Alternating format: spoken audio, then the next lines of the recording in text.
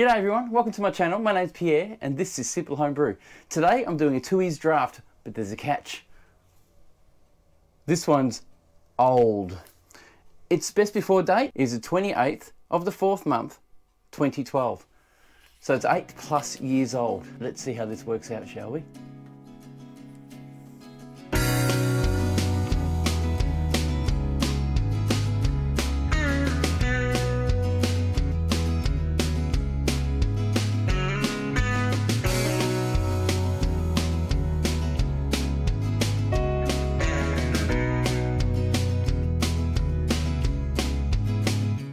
So before I get started today, I'd like to quickly give a shout out to Just Liam. He has a YouTube account that I have been watching and he asked me to give him a shout out and I'm happy to do that.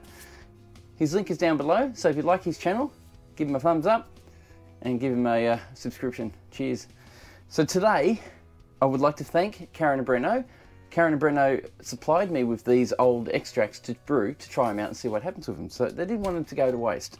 So this one is an 8+ year old one. Now, if you want to see who they are, there is a tasting video that I'll share in the description down below. Also, I have an intro to these old brews in the description down below as well. I might just pop a link up here as well. So the way we start is basically we do it exactly the same as a normal routine extract brew, ferment it, and then taste it. And we'll see how we go. But first, we have to heat this up. But first, I'm going to take the lid off. So this hasn't been taken off for years. Look, we discard the yeast. I'm sure that will be useless. But look at the can, look at the rust, look at that. That's rust. Look, I'm gonna say, looking at the cans, got mold on the label. And it's looking pretty bad. To me, that it's got rust here. I think under the label there's rust.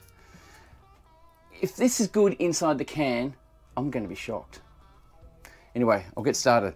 I've got 2 litres of water in my kettle, so I'll pop the kettle on and boil that up. And that water, I'll pour into this container. So to replace that yeast, I've got Sapphire US05. It's still in date, it's 2022 before it goes out of date. I'm going to use that today as a dry pitch. Should work out all right. It's an ale yeast, so it should be fine. I'm going to ferment it at 18 degrees Celsius and keep it at that way. I've got a fermentation fridge here. We'll see how that goes. So once this kettle boils, we'll get back to you. Alright, the kettle just boiled. I'm going to pop this in the bucket. You guys can see it from that camera up above. Here we go. I'm going to pour the hot water on it, see what happens. Now, I'm just going to leave this for 10 minutes. I don't want to smell it because it's probably mold and stuff wafting up with steam. Sorry, that fogging up the lens there. I pop the lid. Once I pour this hot water in, I'm going to pop the lid on.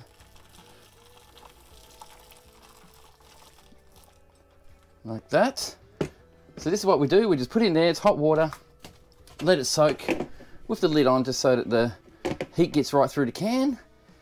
So while we're waiting for that to heat, we now have to dissolve our, what I'm doing today is Brew Enhancer 2. I've torn the packet. Sorry guys, it's a bit of a mess. Bought it at bought it at Dan Murphy's. Normally I don't shop there. I just was there at the time and I saw it for $3, so I thought I'd grab it. So I got my big steel 25 litre stock pot. All I need to do is throw a little bit of sanitizer in it. Oh, just to give it a quick rinse with it. There's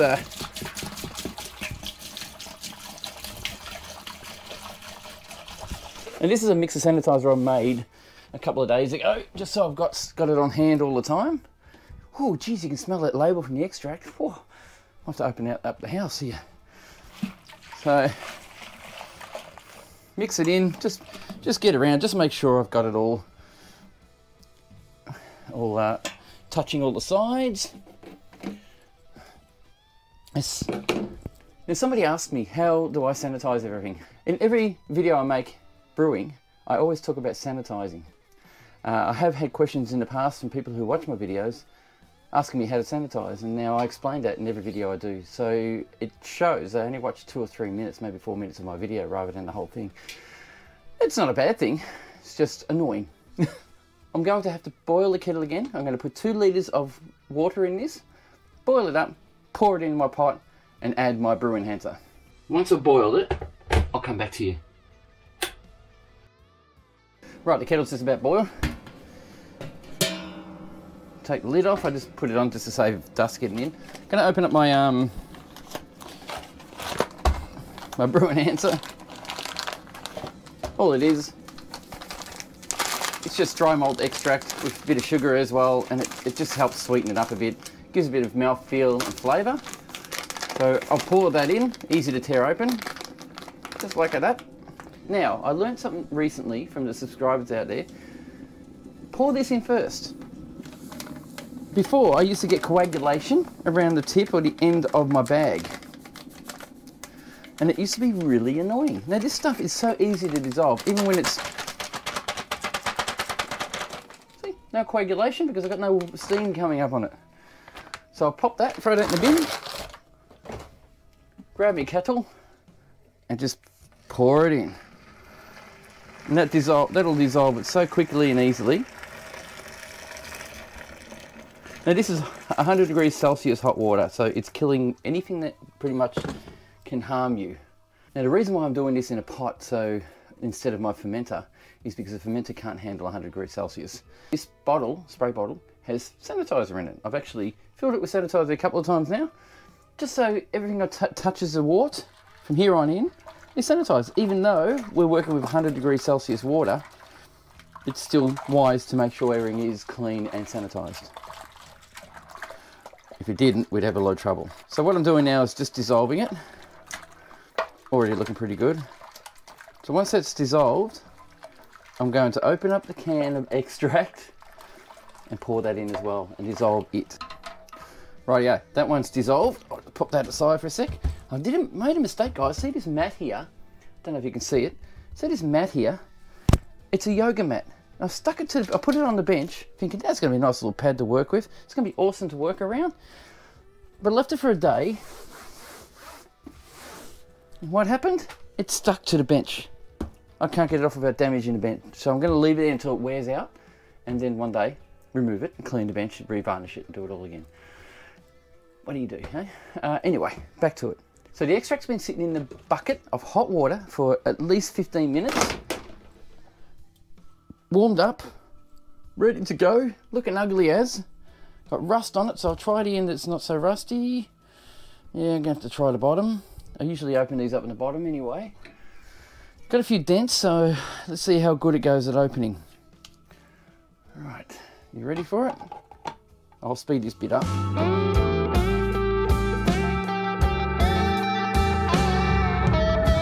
Open it up away. Oh, that's a bugger. This is going to be a problem. Alright, have a look at that. Now, as you can see, I've had to bend the lid out because it's a bit damaged. I'm going to smell it. Ready? Can't smell it yet. It smells good. That is a shock. Alright, bring the pot back. Oh, damn it. Pour it in.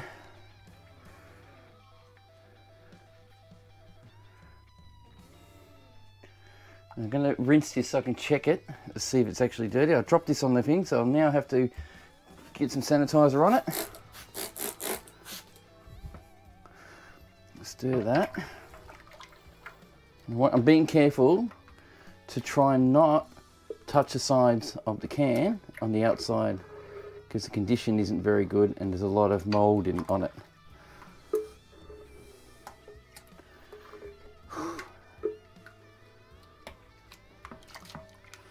I don't think I'm going to be able to salvage all of that, to tell you the truth. It looks alright.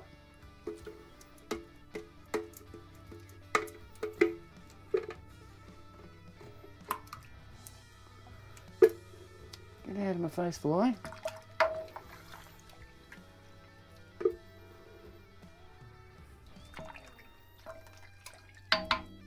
Alright, just going to quickly pop some water in that. Give it a bit of a rinse.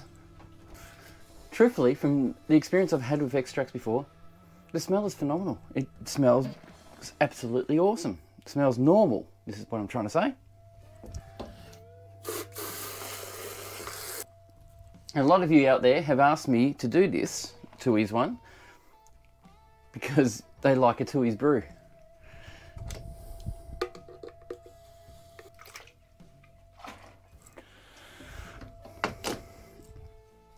Okay, you guys need to see the inside of this. Check it out in there. It actually is fairly clean. The only worrying point, there's no metallic smell I can smell. Check it out. What do you think? I'm gonna proceed with brewing this more. Cheers. Here we go. Quickly stir this in. Make sure it's dissolved nice and evenly. Once I've stirred this in properly, guys, I'm going to introduce you to my updated Fermentosaurus.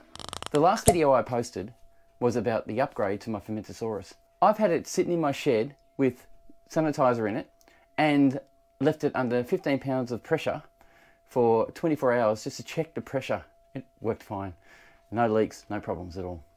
So now I'm going to show you what it looks like if you haven't seen that video. I'll put a card up here. Bear with me. So here it is. New handle for my valve lock, a 15 pound or PSI pressure relief valve, my new ball ends to make sure that I can keep the pressure up and take out the brew. On the other end, I have had to modify the bottom of the fermenter and place this new valve system in. It's also got a thermal well. Now the thermal well allows me to put a thermostat down the tube so I can actually accurately measure the temperature within the fermenter. It is at under 15 pounds of pressure at the moment. So now we'll release that pressure and empty the sanitizer and proceed to add my wort. Cheers.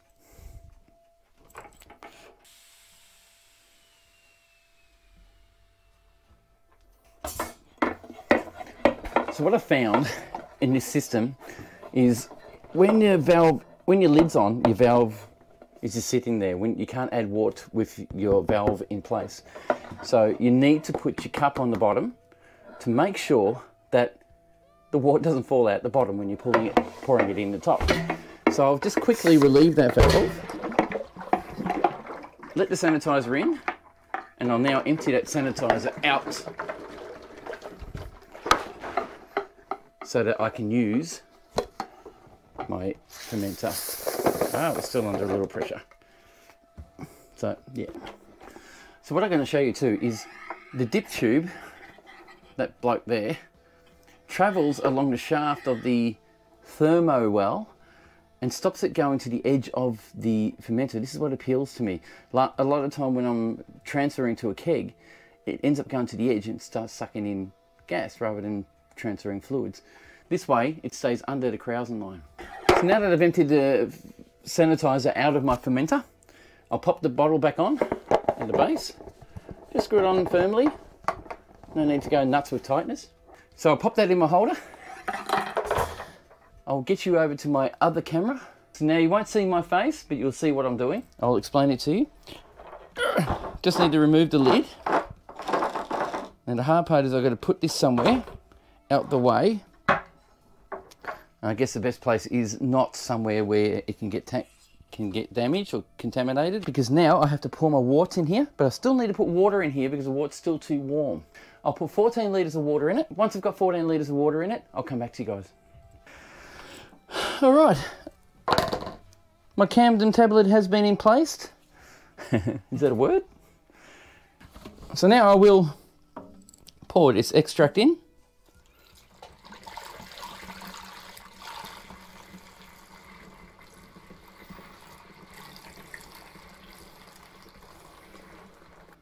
Need to be 23 litres. 23 litres is there. So we need 1, 2, 3 litres to put in. I'm extremely aware that I do this differently every time I do this. There's a reason for it though. I'm not going to go in depth though, okay? Okay, we're at 23 litres. Spot on 23. The temperature is where I can never find. Oh my god, where is it? There. 20, oh 30. I'm going to throw my tilt in. I didn't want to use it for this because when I do an all grain brew, I really want to use this and I didn't want to hold in there. But I think I've got a couple of weeks before I do an all grain. So I'm going to chuck it in today. Chuck a heap of sanitizer on it.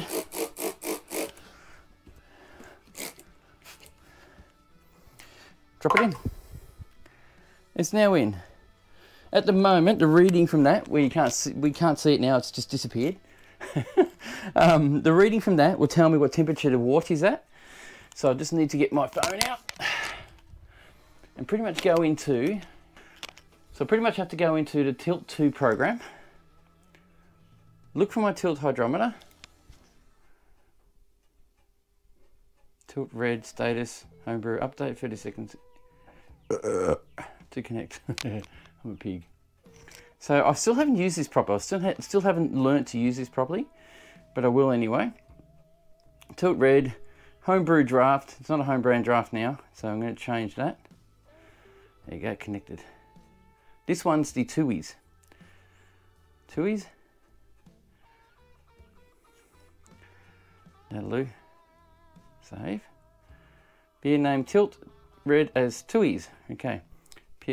I'll update it to my Pierre's Simple Homebrew Gmail. Device login, more information. Start new log. And every 15 seconds, it'll actually update. Save.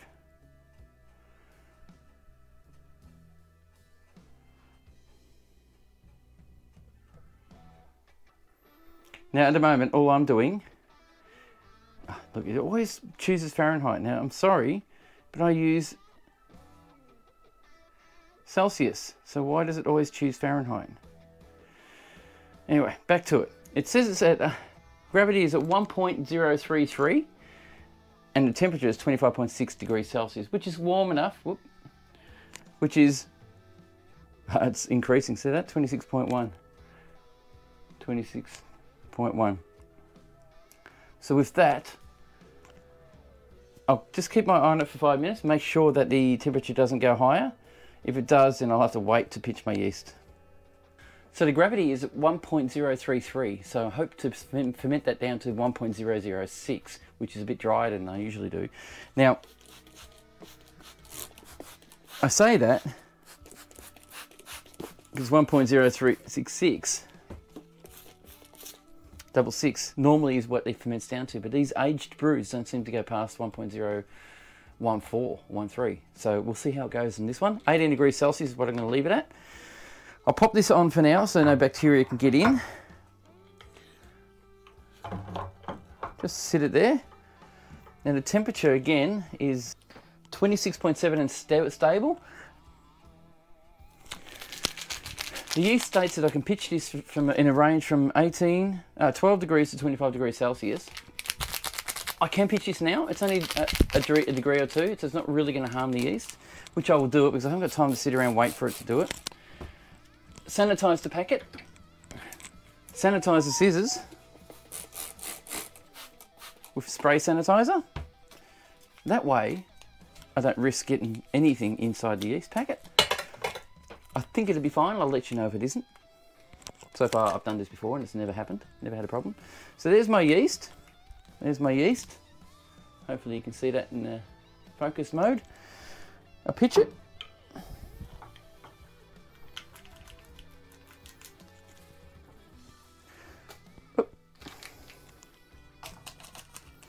I'm not going to go nuts mixing that. I've got something to show you anyway.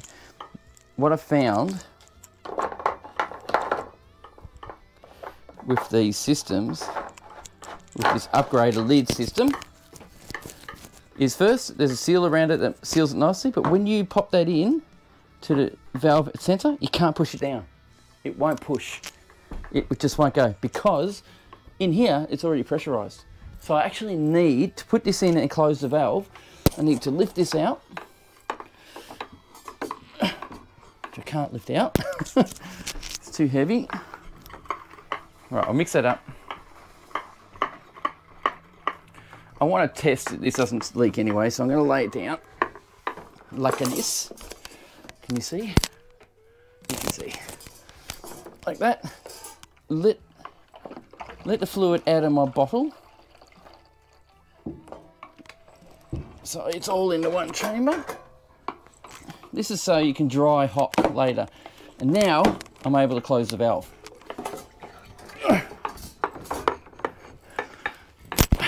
My friends, that's probably the worst idea about this whole thing. It's now closed. Now if I want to dry hop it, which I'm not going to do in this one, I will dry hop it through this chamber here or from underneath. Today I don't need to. The valve is closed, so this bottle has no fluid in it at the moment. And then when I want to catch the yeast at the base, which I'll do, all I have to do is lift the valve, and now goes the yeast fluid. The biggest thing about this is I've just oxygenated it, which is fine. I'm going to leave it up because I need that to catch it, and I don't want to push it down. I want to leave it up like that. I'm going to let this pressurize. This valve here is 15 psi. It'll open at 15 psi. It will stop this from exploding. I'll let this sit here today and let it start. Once the pressure is up, I'm going to throw it in the fridge and bring it down to 18 degrees Celsius and leave it like that for at least 2 weeks. Right, so it's the next morning. It's about 6:30 in the morning. Look at that. It's fermenting just nicely. As you can see, our little PRV valve is working. You can hear it. This is our thermal well, or thermo well, where the probe will go down into the center of it. So I'll pop that in when I put it in the fridge. If it fits, this is the other thing I've got to figure out, whether it's going to fit in the fridge. We'll soon find out, won't we?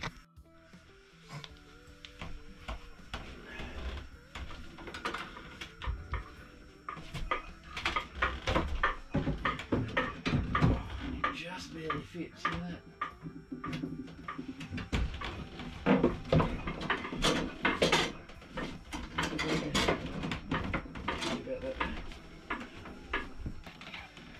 All I have to do is get this little ball end, slide it in the top. Right. That should be in far enough now. I reckon that's perfect. So my thermometer is set up in my firmware. Hopefully you saw what I did there. So I set my control unit to 18 degrees Celsius. Press and hold the button just so you see. So function 1 is the temperature control, and it's set at 18 degrees Celsius, ready to go. So that's my setup, that's all ready to go. I now have 2 to 3 weeks to wait, and we'll see how it comes out. So thanks for watching, thanks for subscribing, and we'll see you on the next one. Cheers guys.